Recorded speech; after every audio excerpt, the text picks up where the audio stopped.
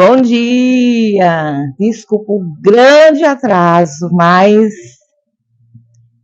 sabe quem faz vídeos na internet vai me entender direitinho. Quando você diz vou fazer algo para o Senhor, tudo acontece. Então, assim, meus vizinhos começaram a usar uma serra, outros botar som. E é isso, queridos. A nossa guerra, ela não é contra sangue ou carne, é contra principados e potestades. Então, tudo que está ligado na terra está ligado no céu. O mundo espiritual é real. Então, cada vez que você for fazer algo para o Senhor, pode ter certeza. O inimigo de nossas almas, de alguma forma, vai querer impedir. Mas Deus é grandioso para fazer muito mais do que aquilo que nós pensamos, desejamos, imaginamos.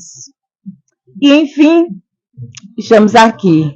Espero que vocês tenham uma noite de paz e tenham dormido, um sono reparador e um dia cheio da presença de Deus, dos livramentos. Hoje nossa conversa é a maternidade como missão, como campo missionário, né? Tem um ditado que fala que a proximidade aumenta a intriga. Não sei se você já ouviu falar, mas que isso é uma verdade. Tudo aquilo que está distante da gente, ele não vai nos incomodar tanto quanto aquilo que está próximo. Então, tipo, quando nós não temos uma carteira de motorista, não vamos ser incomodados, porque não sabemos dirigir. Mas à medida que a gente começa a dirigir, a gente começa a sentir a pressão do trânsito. Tem hora que só Jesus para não nos fazer sair do espírito, entrar na carne, porque é uma guerra constante em todo tempo, em tudo, né? E assim também é com nossa família. Quanto mais próximos estamos daqueles que amamos, mais a guerra será tremenda. Então, é sobre isso. É sobre usar da nossa maternidade, falando hoje para as mamães, para usar a maternidade como campo missionário. Você é cristã, assim como eu, né? E você pode pensar, eu queria estar, porque, Senhor, se eu tenho um chamado para a missão, eu precisava tanto estar no campo missionário, eu precisava estar ouvindo a Ti, Senhor, a Tua palavra, eu precisava estar levando as nações, aquela coisa bem romântica, aquela utopia, né, que todos têm. Já que estamos sou missionária, então vamos por o campo de missão, vamos às nações, vamos à África, vamos. E muitas vezes não é esse, isso que Deus tem para a gente. A gente tem visto com essa tragédia do Rio Grande do Sul um estado tão rico e tão pobre de Cristo. Apenas 3,5% do estado são cristãos. Os outros tantos porcentos estão distribuídos em outras religiões e seitas. Seitas que não falam do Senhor Jesus Cristo, mas adoram a outros deuses. Satanismo, muito ocultismo. Eu estou dizendo com isso que é um castigo de Deus. Queridos, Deus é amor, mas Deus é justiça. Sabe, a Bíblia fala de muitas cidades que foram destruídas por causa da desobediência do povo de Deus e dos outros pagãos. Quando chega às narinas do Senhor e pede, sim, ele tem que entrar com justiça.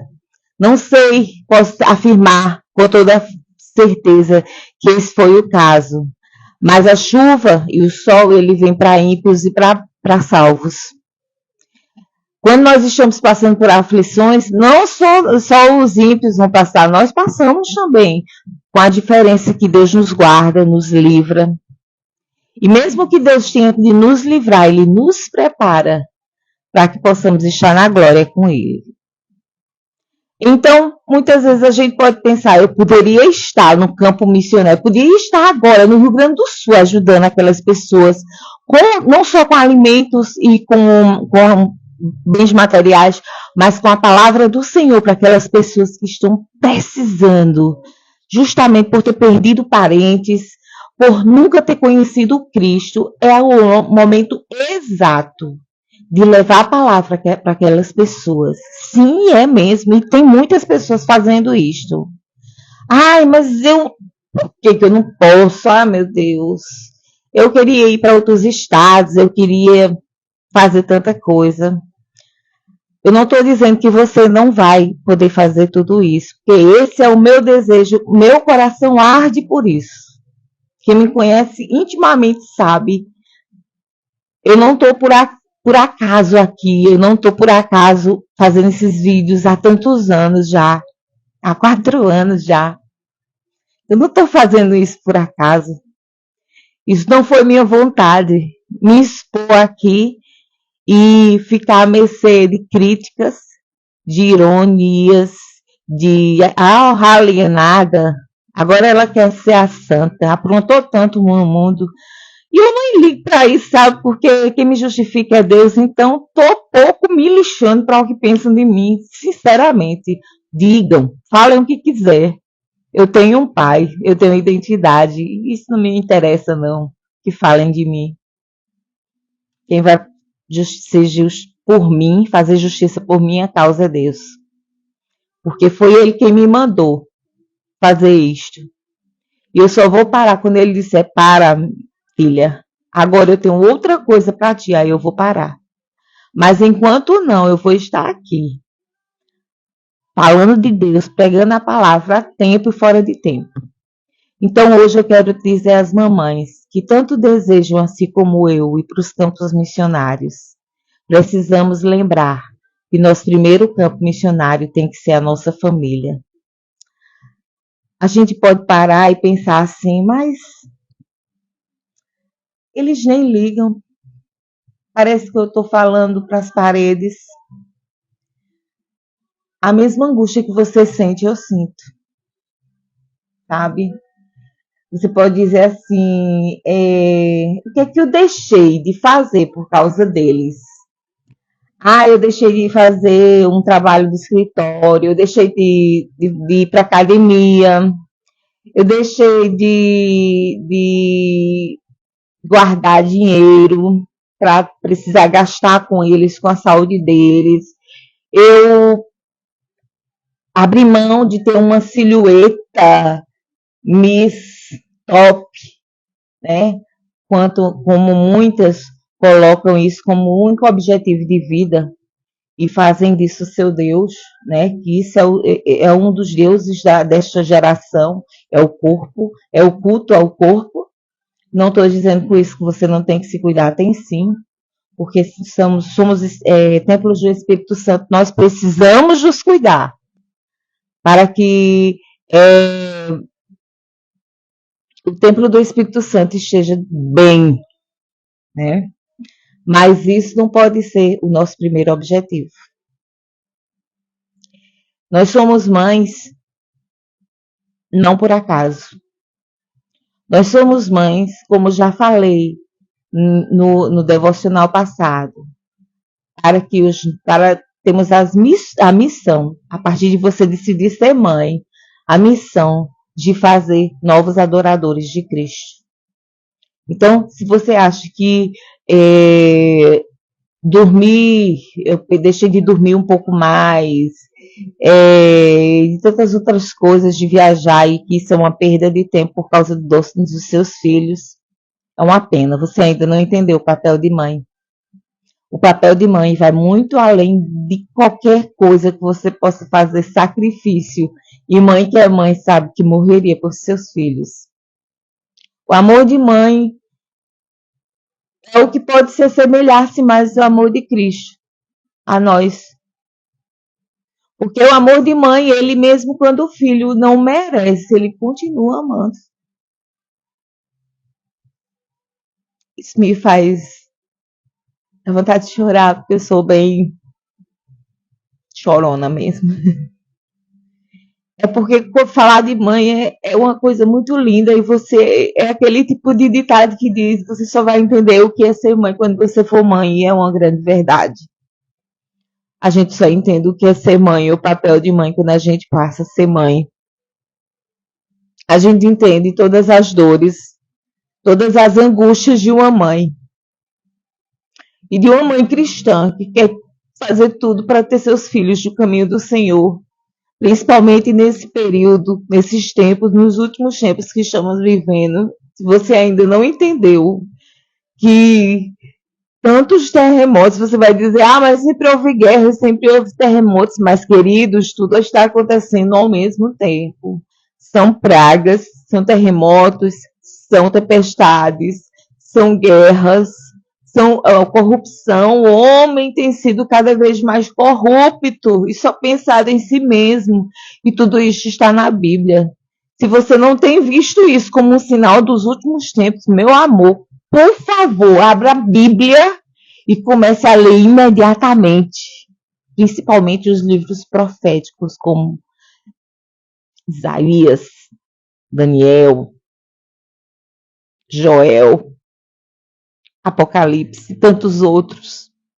Na verdade, do início ao fim, do início ao fim da Bíblia, fala-se do Jesus e de tudo aquilo que vai acontecer. Aconteceu, acontece e acontecerá. E sim, nós temos a missão. Nosso primeiro campo missionário precisa ser nossa família. Não abra mão da sua família. Não abra mão dos seus filhos. E isso eu digo como a voz da experiência de que é alguém que andou muito tempo no mundo. Nasceu no Evangelho. Meus pais fizeram o que estava ao alcance deles.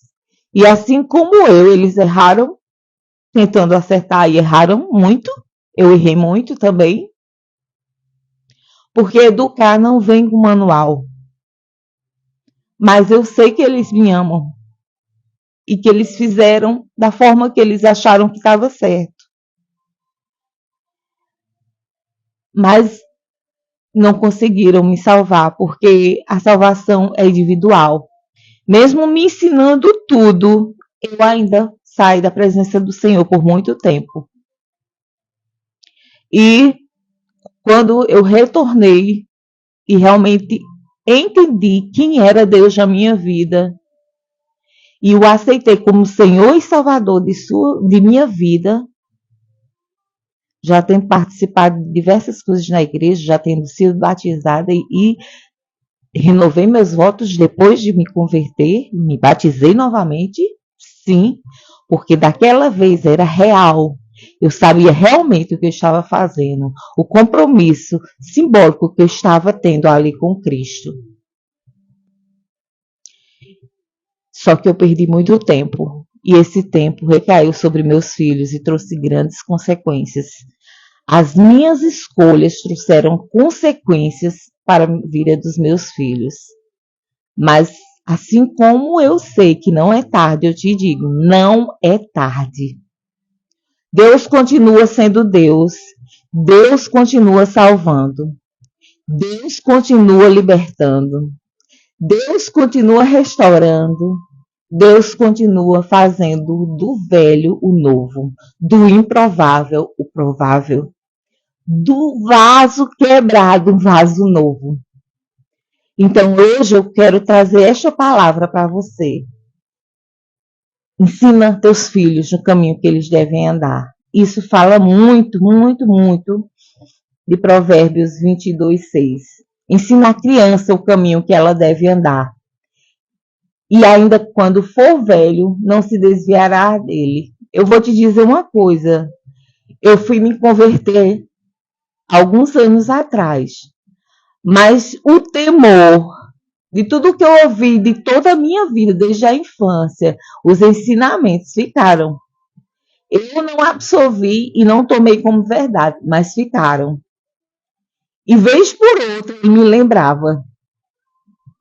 Porque não há nada neste mundo que preencha o vazio, que só Cristo pode preencher.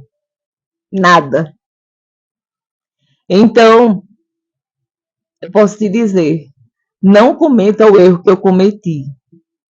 Não abra mão dos seus filhos para o mundo, porque o mundo está de braços abertos para ensinar tudo que não presta a teus filhos, tudo que não vale nada, a dizer tudo que a Bíblia abomina, dizer, tem nada a ver, tem nada a ver.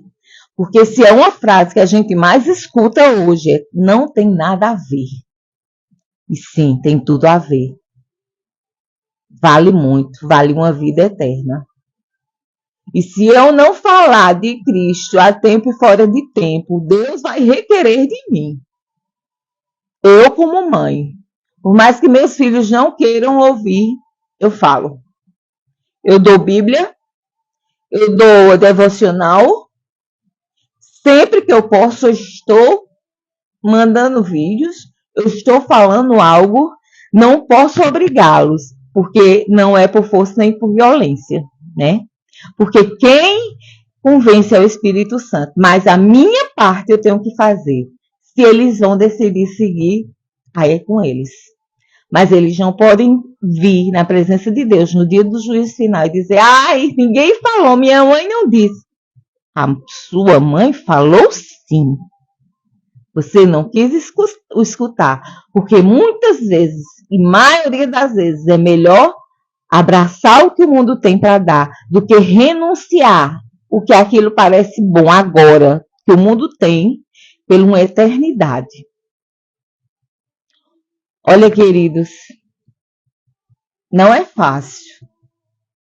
Não é fácil pregar para a nossa família, ser testemunho de Cristo na nossa família, porque são eles as pessoas que mais vão nos afligir, nos magoar, nos decepcionar, muitas vezes, porque são eles que estão mais próximos da gente, mas são os mesmos que vão nos amar e nos agradecer posteriormente por termos mostrado Cristo a eles, apresentarmos um Deus que te ama, que quer o melhor para ti.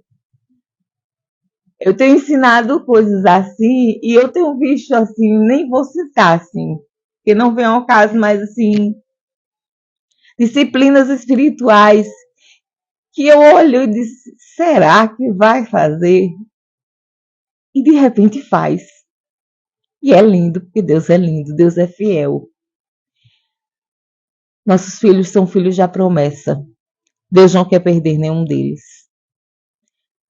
Abrace os seus filhos como seu primeiro campo missionário.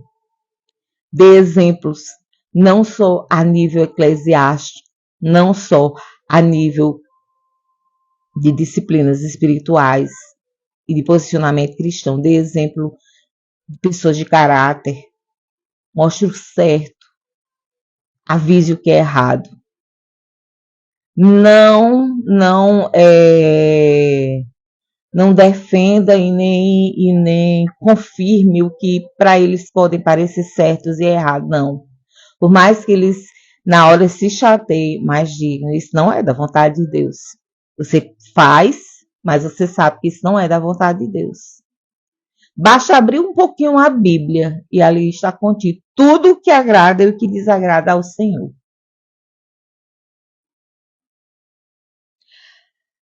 Então, se as mães estão estrategicamente situadas para causar um impacto tão grande nas missões lá fora, por que a gente vê tão pouco disso dentro de casa? Muitas vezes nós mães fazemos tanto pelos outros e estamos esquecendo dos nossos. Nós somos as super mulheres. e as mulheres de Deus nas igrejas, nos campos missionários, e nossos filhos estão morrendo espiritualmente. Não podemos deixar. Não podemos deixar, queridos. Nós temos essa missão dada por Cristo. E não podemos, de maneira alguma, abrir mão disso. Não por violência, mas precisam ser encaminhados na presença do Senhor. É fácil pensar que você tem um coração para os órfãos do outro lado. Mas se você passa o tempo em casa, ressentida, com as difíceis demandas no cuidado com seus filhos, você não tem. Não é possível ter um coração voltado para o Evangelho e, ao mesmo tempo, ser exigente com sua vida. Você nunca fará diferença lá se não puder estar em paz na sua casa. Você não pode ter um coração para missões se não tiver um coração para as pessoas ao seu redor. O verdadeiro amor pelo Evangelho transborda e domina. O amor de Deus constrange. E é esse constrangimento que nos faz falar dele. Se eu puder, eu falo 24 horas do amor de Deus, porque é lindo, é pleno, é poderoso. E só entende o que eu estou dizendo quem o conhece. E quem o conhece com profundidade, quem tem intimidade com ele. Não sou uma santa, queridos, eu tenho muitas falhas. Eu tenho um gênio que eu preciso todo o tempo. Deus, eu preciso do fruto do Espírito, domínio próprio. Eu preciso de domínio próprio. Eu preciso de mansidão. Mas Deus não chama os perfeitos, Deus chama os falhos mesmo. Porque Ele, o Espírito Santo, é que vai nos aperfeiçoar cada vez que nós nos propomos a nos conhecer a Deus, a nos aprofundar, ter intimidade. Essas falhas vão saindo durante o tempo. O verdadeiro amor pelo Evangelho transborda e domina. Ele estará em tudo o que você fizer, por mais monótono, por mais simples, por mais repetitivo que seja.